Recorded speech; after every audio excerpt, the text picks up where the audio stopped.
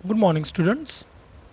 तो बेटा, जैसे कि आपने लास्ट वीडियो में कॉन्टीन्यूटी की कुछ एग्जांपल्स देख ली थी जिसमें हम अननोन वेरिएबल अननोन कांस्टेंट की वैल्यू निकालते थे। ये उसकी कुछ सेकंड टाइप है। This is the last step of the continuity and type of the continuity, जिसमें हमने डिस्कस करना है। हमें कोई अगर पॉइंट नहीं गिवन है, ठीक है, कोई पॉइंट नहीं कहता है और वो कहता है कि इसकी कॉन्टीन्यूटी डिस्कस करो, ठीक है, तो हम उसको कैसे सॉल्व करेंगे। लेट अस से ये सम है हमारे पास, discuss the continuity of sine function.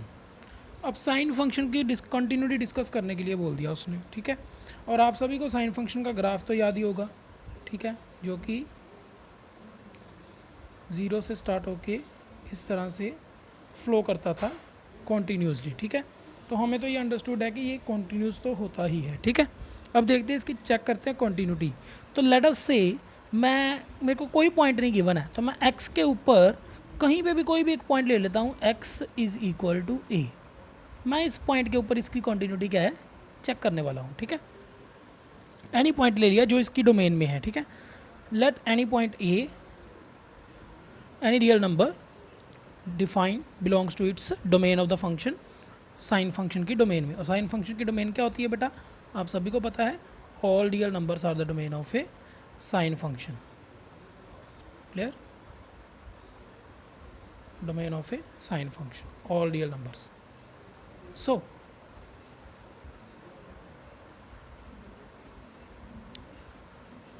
उसने क्या किया, x को अप्रोच करवा दिया a की तरफ, ठीक है। अब आपका जो x है, लेट अस से अगर ये a पॉइंट यहाँ पर है, तो x लेफ्ट से भी अप्रोच कर सकता है, राइट से भी अप्रोच कर सकता है, ठीक है। तो उसने क्या है, उसने राइट साइड से अप्रोच करवा दिया है, ठीक है। Put x equal to a plus H, यहाँ से कोई एक पॉइंट ले लिया, this is a plus H. Clear?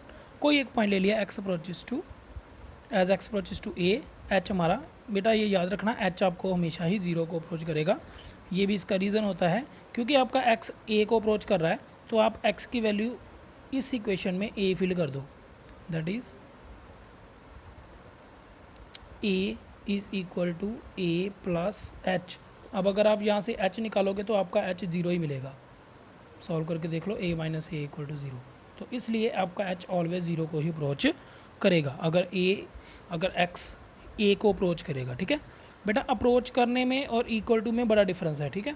यहाँ पे x इक्वल टू a नहीं है, x की a की तरफ जा रहा है, ठीक है, a की तरफ जा रहा है, x जो है वो a के पास जा रहा है, बट a तक नहीं पहुँचेगा, उसके नियर अबाउट रहेगा, ठीक है। सो साइन ऑफ, आगे बाद में आप कैलकुलेशन से साइन a प्लस बी का फॉर्मूला लग जाएगा। साइन ए और कोज ए दोनों कांस्टेंट हैं, तो वो बाहर रहेंगे, उन पे लिमिट का कोई इफेक्ट नहीं होगा, तो लिमिट के बाहर आ जाएंगे। कोज ए 0 फिल करोगे तो कोज 0 1 होता है, साइन 0 ये 0 हो जाएगी, तो ये पूरी टर्म 0 हो जाएगी, और यहाँ पे बचेगा sine a into 1 that is equal to sine a, ठीक है। तो ये टर्म 0 हो गई। क्लियर?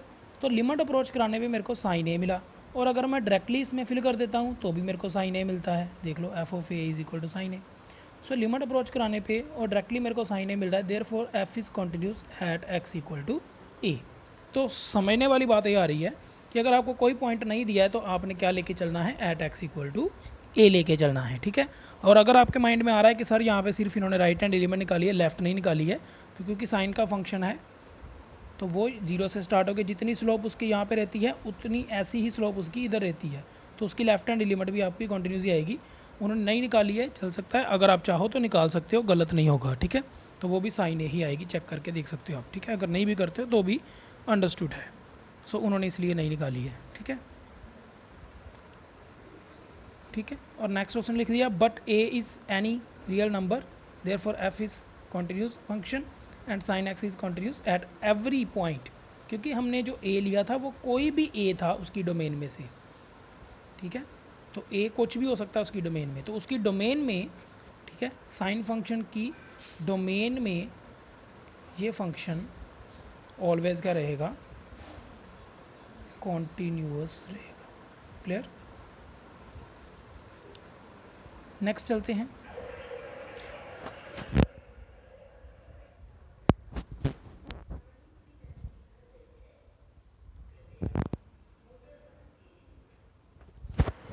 नेक्स्ट आ रहा है बेटा, आपके पास ये फंक्शन गिवन है वो इस टाइप का है, such that F of X plus Y is equal to F of X plus F of Y, ठीक है। एक्स वाई यानी रियल नंबर्स हैं। आपने शो करना है कि फंक्शन एक्स इक्वल टू 0 पे क्या है, कॉन्टीन्यूस है, and then it is continuous everywhere. तो और तो हर जगह पे कॉन्टीन्यूस भी प्रूव करना है। पहले 0 पे कॉन्टीन्यूस प्रूव करोगे थे, फिर हर जगह पे। पहले 0 पे कॉन्टीन्यूस प्रूव करने के लिए क्या करेंगे, एक्स इक्वल टू 0 पे आप एक्स को 0 के अप्रोच करवाओगे, क्लियर। एफ एक्स आपका एफ ऑफ एक्स प्लाई ये इसके इक्वल है, एक्स 0 को अप्रोच करवाओगे। तो अगर आप एच राइट हैंड लिमिट निकालोगे, कुछ इंक्रीमेंट लेते हैं, H approaches to 0, 0 plus H, तो यहाँ पे इसने लिखा नहीं है, आप लिख सकते हो x is equal to 0 plus H. तो h 0 को अप्रोच करेगा, as x approaches to 0 your h approaches to 0, ठीक है। तो f ऑफ 0, ये देखो अभी ये क्या कह रहा है, वो इसमें फिल कर रहा है ये चीज़ में, दिस इम्प्लाइज का साइन डाला है कि इससे मेरे को ये मिला, ठीक है। So H approach X approaches to 0, H approaches to 0 के इक्वल आना चाहिए था, ठीक है। तो 0 करोगे तो क्या आएगा, 0 प्लस एच, और एफ ऑफ 0 प्लस एच, इसकी वैल्यू आप यहाँ से निकालोगे, एफ ऑफ एक्स को 0 फिल करके और एच को वाई की जगह पे एच फिल करके, ठीक है। एक्स की जगह पे आपने 0 फिल करना है और वाई की जगह पे एच फिल करना है। तो एफ ऑफ 0 बन जाएगा यहाँ पे, और एफ ऑफ वाई की जगह पे एफ ऑफ एच आ जाएगा, ठीक है। तो ये उसने लिख दिया है, इसकी वैल्यू ये लिख दी है फंक्शन को यूज़ करके, is equal to F of 0। बाद में उसने लिमिट अलग अलग कर दी है दोनों की, एफ ऑफ 0 की value F of 0, H approaches to 0, तो ये भी वैल्यू क्या आएगी 0, दोनों की दोनों। तो हमारी ये लिमिट है वो इसकी इक्वल आ जाएगी, 0 के इक्वल आ जाएगी, और डायरेक्टली 0 फिल करने पे भी आपके पास 0 ही मिलेगा, ठीक है। अब यहाँ पर तो ये फंक्शन अभी तक, यहाँ पे आप नीचे लिख सकते हो this function is continuous at x equal to 0, clear. अब उसने कहा एनीवेयर, अब कोई लास्ट सम में हमने x इक्वल टू ए लिया था, अब इस सम में उन्होंने x इक्वल टू सी ले लिया होगा। आप कोई भी कांस्टेंट यूज़ कर सकते हो, a और c, किसी बुक्स में c लिया हुआ है, किसी बुक्स में a लिया हुआ है, ठीक है। तो वो कन्फ्यूज़ नहीं होना है आप लोगों ने। Let any c real number, कोई c ले लिया, x अप्रोचेस टू c, ठीक है। अब ऑलवेज वो राइट हैंड लिमिट को अप्रोच करवाते हैं, ठीक है। तो c प्लस एच, बाद में आपने वही फंक्शन आपका अप्लाई किया, F of X plus Y is equal to F of X plus Y is equal to F of X plus F of Y. ये आपके पास गिवन था, ये आपका फंक्शन है, वो आपने फिल करवाया, क्लियर। एफ ऑफ सी, ये कांस्टेंट वैल्यू है, ठीक है, ये कोई कांस्टेंट वैल्यू है फंक्शन की। तो एफ ऑफ सी पे लिमिट का कोई इफेक्ट नहीं होगा, वो एफ ऑफ सी रहेगा। और एफ ऑफ एच आपने अभी लास्ट में प्रूव किया, पीछे प्रूव किया है, F of H equal to 0, ये रहा F of H equal to 0 as H approaches to 0, clear. तो आपके एफ ऑफ एच की वैल्यू क्या आएगी, 0 आ जाएगी, तो ये टर्म 0 हो जाएगी, एफ ऑफ सी प्लस 0 हो गया, एज दिस अप्रोचेस टू सी, हमारा एफ एक्स किसको अप्रोच कर रहा है, एफ ऑफ सी को। सो ये भी हमारी कॉन्टीन्यूटी की कंडीशन है, therefore F is continuous at any C, every point C पे ऊपर क्या होगा, वो कॉन्टीन्यूस होगा, therefore X belongs to R, any X belongs to R, ये फंक्शन क्या होगा, कॉन्टीन्यूस हो जाएगा, ठीक है। नेक्स्ट बेटा आपके पास जो टाइप आ रही है, these are called signum functions, clear. अभी इनके सिग्नम फंक्शन क्यों बोला जाता है, क्योंकि ये साइन से डिफेंड करते हैं। अगर x की वैल्यू 0 से -1/2 के बीच में है तो आपका ये फंक्शन फॉलो करेगा। अगर 1/2 से लेके 1/2 से 1 तक है तो आप इस फंक्शन को अप्रोच करोगे, ठीक है। और अगर x की वैल्यू 1/2 आ जाती है तो ये 1 के इक्वल आ जाएगा एफ ऑफ एक्स की वैल्यू। तो हम ऐसे भी लिख सकते हैं, आपका F of 1/2 is equal to 1 है, ठीक है। आपने डिस्कस करना है continuity of the function at x equal to 1/2। हम x इक्वल टू 1/2 के इसकी कॉन्टीन्यूटी चेक करेंगे। तो x की वैल्यू दे हुई है, ठीक है। तो अगर left hand right hand limit हमने इसी के ऊपर, इसी के सराउंडिंग चेक करनी है, ठीक है। इसी के पास लेफ्ट से आना है और इसी के पास राइट से आना है, ठीक है। तो वहाँ से left hand right hand limit निकलेगी आपकी। ये उसने फंक्शन लिख दिया नीचे। अब यहाँ पर बेटा ध्यान से देखने वाली बात क्या है कि जब आप लेफ्ट हैंड साइड से आओगे, देखो लेफ्ट हैंड डिलीमर निकाल रहे हो, तो आपका फंक्शन देखो x की वैल्यू 1/2 से छोटी कब होगी, ये लिखा है x लेस देन 1/2।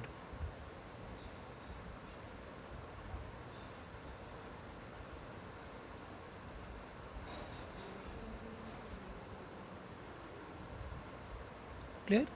तो इस पोर्शन में हमारी जो वैल्यू है वो लेस देन 0 है, तो लेफ्ट हैंड डिलीमर के लिए मेरा ये वाला फंक्शन अप्रोच करवाएंगे। तो ये वाला फंक्शन मैंने लिया, ठीक है। बाद में लेफ्ट हैंड डिलीमर जैसे निकालते हो वैसे ही निकालनी है, h माइनस एच करके। तो x की जगह पे हाफ माइनस एच करेंगे तो ये आ जाएगा, h की अप्रोच टू 0 करोगे तो दिस आंसर इज़ 1, ठीक है। तो अभी तक तो ये कॉन्टीन्यूटी की कंडीशन सेटिस्फाई कर रहा है, क्यों? क्योंकि हमारी जो लेफ्ट हैंडेड लिमिट है वो हमारे एफ ऑफ हाफ के इक्वल आ रही है, क्योंकि एफ ऑफ हाफ हमारे पास कितना है 1। तो अभी तक तो ये ठीक है, कॉन्टीन्यूस जा रहा है। अब राइट हैंड लिमिट की तरफ देखते हैं। राइट हैंड लिमिट के लिए x हाफ से बड़ा कब हो रहा है, इस केस में हो रहा है, ठीक है। तो यहाँ पे आपने 1 की टेंशन नहीं लेनी है, ठीक है। यहाँ पे बच्चे कंफ्यूज हो जाते हैं कि सर ये 1 और 0 क्या कर रहे हैं, तो इनकी टेंशन नहीं लेनी है, ठीक है। क्यों नहीं लेनी है? क्योंकि हमने चेक करना है हमारी कॉन्टीन्यूटी हाफ के सराउंडिंग, तो हमने हाफ को ही फोकस करना है। क्लियर, कि हाफ से कम कब हो रहा है और हाफ से ज़्यादा कब हो रहा है। क्लियर। सो राइट हैंड लिमिट जब आप निकालोगे तो राइट हैंड लिमिट हमारी जो आएगी उसके लिए फंक्शन ये आएगा। अब आपकी इसकी वैल्यू राइट हैंड लिमिट के लिए हाफ प्लस एच करोगे, so after solving you will get the value 2। Clear. Value आ रही थी पहली 1 और अब वैल्यू आ रही है 2। तो since it's left handed limit is not equals to right handed limit, equal नहीं आई, तो क्या ये फंक्शन कॉन्टिन्यूस होगा? This function is discontinuous. तो फंक्शन ये कॉन्टिन्यूस नहीं हुआ एट x इक्वल टू 1/2 पे। Clear everyone? आगे चलते हैं। In the following find the value of k, constant function, constant की value. The given function is continuous. अब ये कॉन्टिन्यूस गिवन है, ठीक है। देखना जब भी कॉन्टिन्यूस गिवन है तो ये बात अंडरस्टूड है, इसकी लेफ्ट हैंडेड लिमिट इक्वल है राइट हैंडेड लिमिट के, और ये इक्वल है एफ ऑफ उस वैल्यू के ऊपर जिसके ऊपर हम चेक कर रहे हैं, ठीक है। तो यहाँ पे हम x2 के ऊपर चेक कर रहे हैं, तो 2 के ऊपर वैल्यू भी इसकी, तीनों की वैल्यूज़ इक्वल, ये गिवन है, ये इक्वल ही है, ठीक है। ये चीज़ हमें गिवन है, इसी से आपकी k की वैल्यू निकलेगी। तो जब आप लेफ्ट हैंड लिमिट निकालोगे तो हम इसके अप्रोच करेंगे, फंक्शन की वैल्यू आएगी। राइट हैंड के लिए फंक्शन की वैल्यू ये आएगी, this is for left handed limit, this is for right handed limit. और फंक्शन की वैल्यू अगर 2 फिल करोगे तो इक्वल टू का साइन यहाँ पर है, ठीक है, इक्वल टू का साइन यहाँ पर है। तो हम इक्वल टू जब एफ ऑफ 2 निकालेंगे तो हम किस फंक्शन में 2 फिल करेंगे? ऊपर वाले में।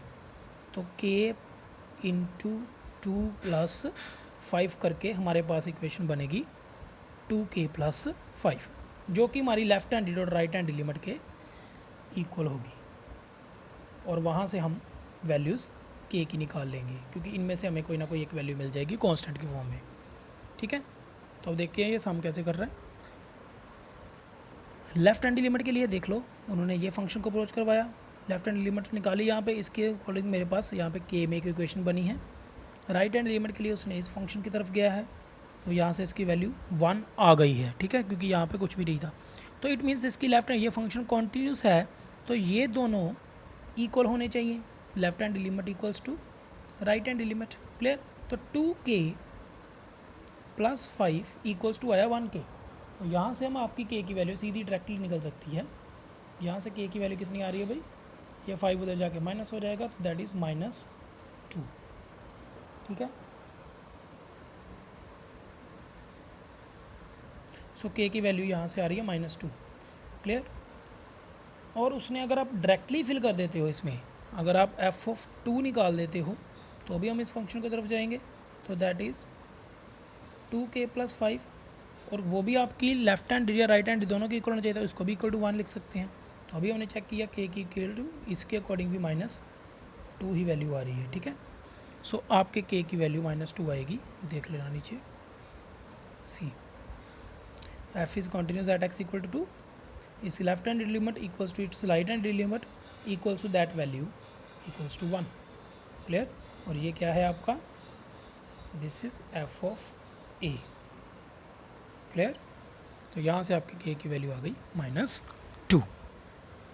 आई hope you are going to understand all these things very easy. I have explained earlier also. Next हम देख लेते हैं, find the value of K since the function is continuous. जब भी आपको अननोन वेरिएबल दी कि वैल्यू निकालनी होगी कांस्टेंट की, तो आपको ये फंक्शन कॉन्टिन्यूस ही दिया होगा। ठीक है।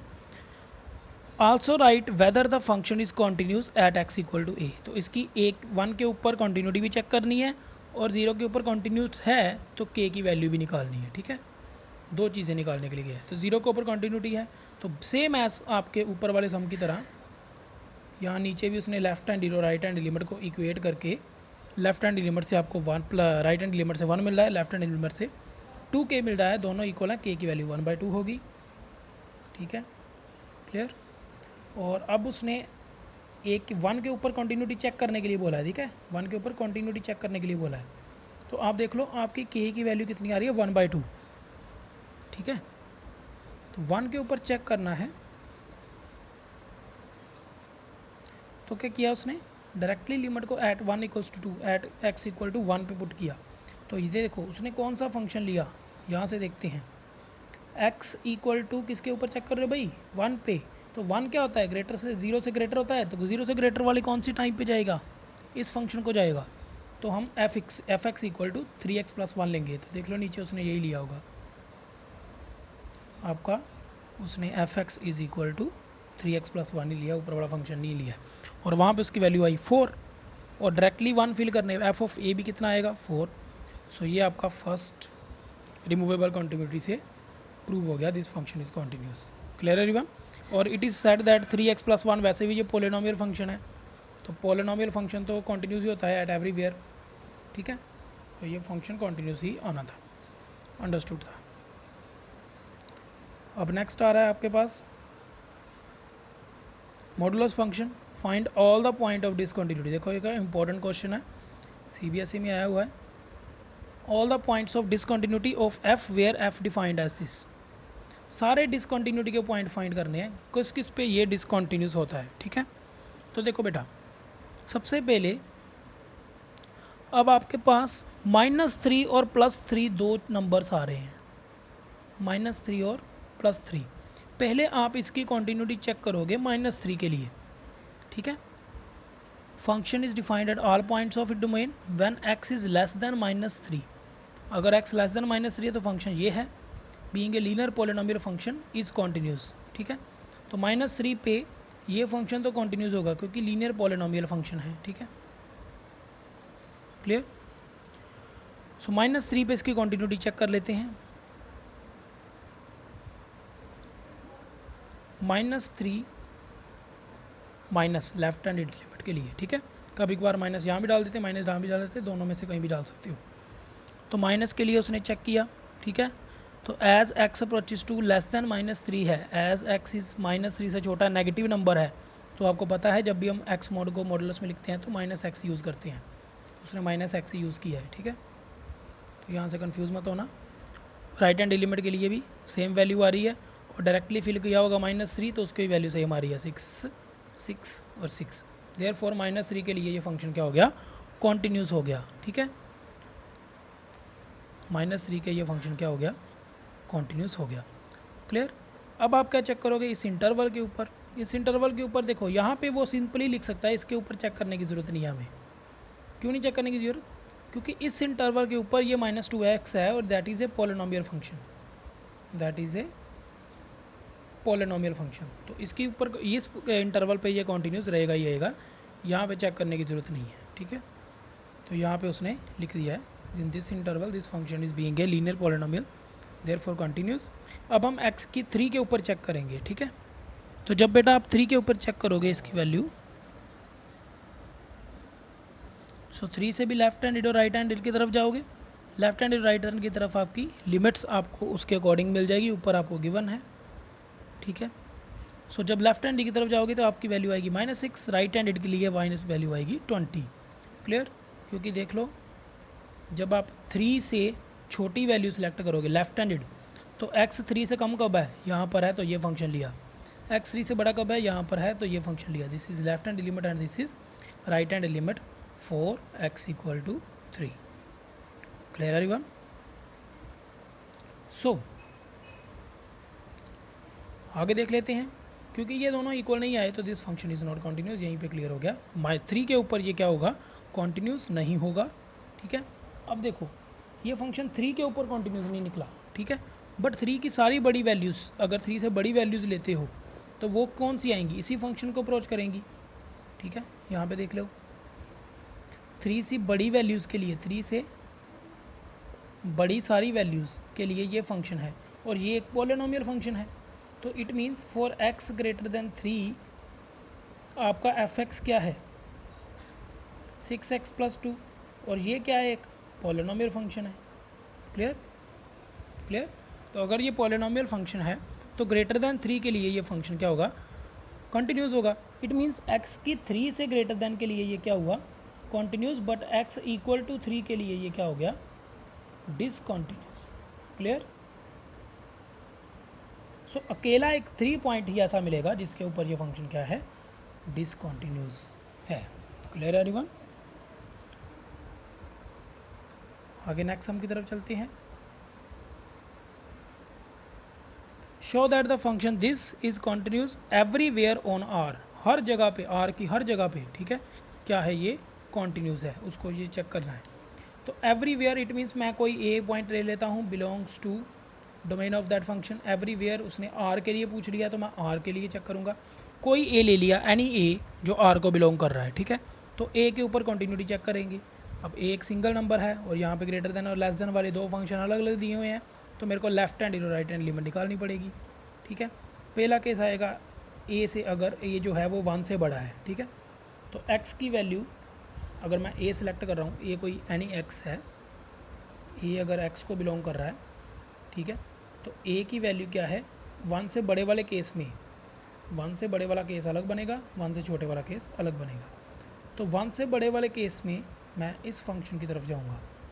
ठीक है, तो एज एक्स अप्रोचेस टू ए मेरा फंक्शन एफ ऑफ एक्स आएगा, जो कि एफ ऑफ ए के इक्वल है, जिससे ये फंक्शन क्या है, कॉन्टीन्यूस है। और अगर लेस देन के लिए जाओगे तो आपके पास नीचे वाला फंक्शन करेगा अप्रोच। ठीक है, तो नीचे वाले फंक्शन की तरफ आपकी वैल्यू एक्स स्क्वायर की तरफ जाएगी, जो कि आपके एफ ऑफ ए के इक्वल है, तो यहाँ पे भी क्या आ जाएगा, कॉन्टिन्यूस आ जाएगा। ठीक है, तो अभी तक हमने क्या किया है, हमारे पास जो फंक्शन था वो x इक्वल टू 1 के लिए ये पूरा डिफाइन किया हुआ है कि चाहे आप लेफ़्ट से आ जाओ चाहे आप राइट से आ जाओ। क्लियर? और हमने क्या लिया है, हमने कोई एक पॉइंट लिया है a, x equal to a मान लो यहाँ पर है। ठीक है, क्लियर?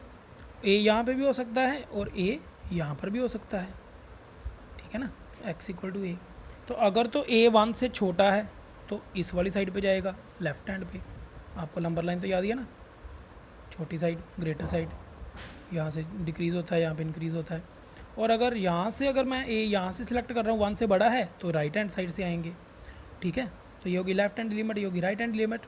और अगर x a के इक्वल है तो यहाँ के लिए चेक करेंगे। ठीक है, तो x a के लिए एक अलग केस बनेगा। क्लियर? तो ये सारे मैंने स्पेशल सम लिए हुए हैं। सो x a के इक्वल अगर आप प्रूव करोगे, इट मीन्स x जो है नियर बाय पॉइंट है a के पास या a से बड़ा। ठीक है, तो यहाँ पे उसने गलती से लिख दिया है, यहाँ पे आप ठीक कर लेना, यहाँ पे x इक्वल टू 1 आना है। ठीक है, एज x अप्रोचेस टू 1। ठीक है, आप x अप्रोचेस टू 1 के लिए लिमिट कैसे चलते हैं, लेफ्ट हैंड से और राइट हैंड से। अब आप a इक्वल्स टू 1 है तो 1 की लेफ्ट हैंड और राइट हैंड दोनों से चेक करोगे लिमिट, तो वहाँ पे भी आपको आंसर 1 1 ही मिलने वाला है। तो अगेन आपके फंक्शन क्या हो जाएगा, कॉन्टिन्यूस हो जाएगा every point on its domain, every point on its domain and और रियल नंबर्स के ऊपर यह फंक्शन क्या हो जाएगा, कॉन्टिन्यूस हो जाएगा। क्लियर? नेक्स्ट देख लेते हैं। अब ऐसा सम हमने लास्ट वीडियो में भी देख लिया था, ए और बी की वैल्यू फाइंड करनी है so that the function is continuous, but थोड़ा सा डिफरेंट है यहाँ पे, इसके ये चीज़ें डिफरेंट हैं। ठीक है, अब देखिए, अब आपके पास 2 और 5 की बात कर रहा है, क्लियर। अगर तो x की वैल्यू 2 और 5 के बीच में है तो आपका फंक्शन इधर अप्रोच कर रहा है। अगर आप देखें कि मैं 2 और 5 के लिए अगर केसेस बनाता हूँ, ठीक है, सो फंक्शन इज़ कॉन्टीन्यूस मेरे को गिवन है, मैंने ए और बी की फाइंड करनी है। इट मीन्स वो फंक्शन A2 के ऊपर भी कॉन्टीन्यूस है और 5 के ऊपर भी कॉन्टीन्यूस है, ठीक है। एक्चुअली अगर मैं नंबर लाइन ड्रॉ करता हूँ तो लेट अस से यहाँ पे हमारे पास 2 है और यहाँ पे हमारे पास 5 है, ठीक है। तो ये जो फंक्शन है, देखो 2 से छोटी सारी वैल्यूज़ इधर के लिए आ गई, 2 और 5 के बीच वाली वैल्यूज़ ये वाली आ गई और 5 से बड़ी सारी वैल्यूज़ ये वाली आ गई, क्लियर। इट मीन्स अगर मेरा फंक्शन 2 से बड़ी वैल्यूज़ ये वाली, ठीक है, और 5 से छोटी वैल्यूज़ ये वाली इधर इधर, ठीक है, इसके लिए मेरा फंक्शन ये आएगा, 5 से बड़ी वाली के लिए ये आएगा और 2 से छोटी वाली के लिए ये आएगा, ठीक है। तो अगर मैं लेफ़्ट हैंड लिमिट निकालूंगा, अगर मैं लेफ़्ट हैंड लिमिट निकालूंगा, पॉइंट्स 2 हैं तो मेरा फंक्शन यहाँ से आएगा, ठीक है। इट मीन्स 2 से सारी छोटी वैल्यूज़ और 2 से बड़ी वैल्यूज़। अगर मैं इस रेंज की बात कर रहा हूँ तो 2 की सारी बड़ी वैल्यूज़ और 5 से छोटी वैल्यूज़, क्लियर। अगर इस रेंज की बात कर रहा हूँ तो क्योंकि ये कॉन्टीन्यूस है तो मैंने इसकी सारी लिमिट्स नहीं सिलेक्ट की हैं, मैंने सिर्फ 2 लिमिट सेलेक्ट कर रही है उन्होंने 2 से बड़े वाली ले ली, सारी वैल्यूज़ 2 से बड़े वाली तरफ जाएंगे। तो 2 से बड़ी वाली बेटा कौन सी थी, ये देखो x अप्रोचेस टू 2 से ग्रेटर वाली, 2 से ग्रेटर वाली यहाँ पर वैल्यूज़ है, x जहाँ पे 2 से बड़ा है तो इस फंक्शन को अप्रोच करवाएंगे 2 से बड़ी के लिए, क्लियर। तो विच इज़, अगर ये कॉन्टीन्यूस है इट मीन्स ये f(2) के इक्वल आएगा, तो फंक्शन तो f(a + b) आएगा ना। तो f(2) पे ये देखो अब 2 चीज़ें निकाली हैं। पहले तो उसने निकाला f(2), उसने सिंपल निकाल दिया सीधा ही, हम अलग अलग निकाले थे। f(2) कितना आएगा, ये फंक्शन की तरफ, इसमें 2 फिल कर दो, 2 + 2 विच इज़ इक्वल टू 4, ये देखो उसने 4 लिखा है f(2) की जगह पे, क्लियर। और इसकी वैल्यू क्या है, जब 2 प्लस है तो a + b है इसका फंक्शन, तो a में क्या हो जाएगा, 2 आ जाएगा, a × 2 + b that is equal to 2 + b। तो इसके लिए ये फंक्शन लिखा है,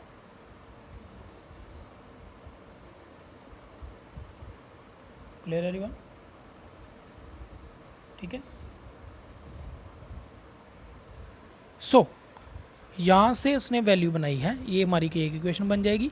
सिमिलरली जब 5 की बात करेंगे तो 5 से बड़ी वैल्यूज़ के लिए, ठीक है, 5 से बड़ी वैल्यूज़ के लिए, 5 से छोटी वैल्यूज़ के लिए, 5 से बड़ी वैल्यूज़ के लिए फंक्शन ये जाएगा इक्वल टू 5 के इक्वल, ये ले लिया उसने, ठीक है। तो देखो उसने 5 की पॉजिटिव वैल्यू की लिमिट नहीं ली क्योंकि हमें ज़रूरत नहीं थी, क्योंकि कॉन्टीन्यूस है वो इक्वल ही आनी है, ठीक है। तो हम क्या है, हमें जिससे इक्वेशन मिल रही है हमने सिर्फ वो ले ली है, ठीक है। तो हमारी इक्वेशन प्लस और इक्वल से बन रही है, यहाँ से माइनस और इक्वल से बन रही है। माइनस करेंगे तो आपका फंक्शन इसको अप्रोच करेगा, ए बी की वैल्यूज़ में ये इक्वेशन बन जाएगी, और इक्वल टू में यहाँ पे आप 3 × 5 - 2 फिल करोगे, 5 × 3 = 15 - 2 = 13। तो ये आपका f(5) = 13 आ जाएगा यहाँ पे, क्लियर। और लिमिट अप्रोच करोगे 5 से छोटी के लिए तो ये इसके लिए जाएगी, तो यहाँ पे वैल्यू 5 फिल कर दी। इन दोनों को आप किसी भी मेथड से सॉल्व कर सकते हो और ए और बी की वैल्यू निकाल सकते हो। उन्होंने सब्स्टिट्यूशन कर लिया, ठीक है, सब्ट्रैक्शन कर लिया, एलिमिनेशन लगा के उन्होंने सॉल्व कर लिया, ए और बी की वैल्यू निकल आएगी आपकी यहाँ से, clear everyone. So this is all for the continuity. आपकी सभी की प्रैक्टिस हो चुकी है। I will give you the worksheet after this. Next video we will start our differentiation. Have a nice day. Thank you.